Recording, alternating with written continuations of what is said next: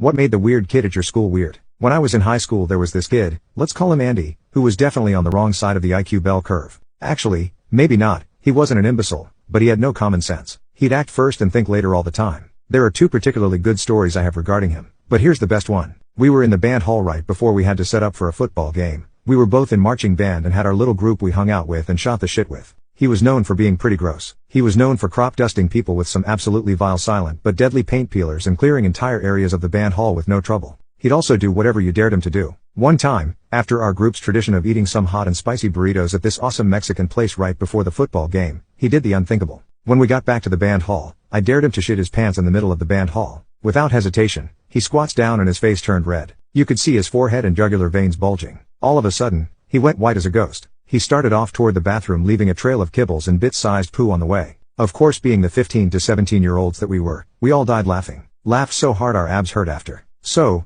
being that I was the one who dared him, I went to the bathroom and made sure he was okay. I was still laughing and he was still in shock, but he was doing okay and just going to have to freeball later. I asked him if he needed anything and he said nah. I started to walk back to my cackling friends and before I could walk out of the bathroom I hear actually, hang on, I do need something, I need about tree fitty. Well, it was about this time that I realized that Andy was no friend of mine but a 200-story tall crustacean from the Mesozoic era. Damn it Nessie, I ain't giving you no tree fitty, I proclaimed as he fled the bathroom and scurried off into the distance. I was obviously shocked at the whole affair and my friends could hardly believe it after I told them what I'd seen. We all just kind of kept quiet about it the rest of the night through the football game and no one ever spoke of Andy again.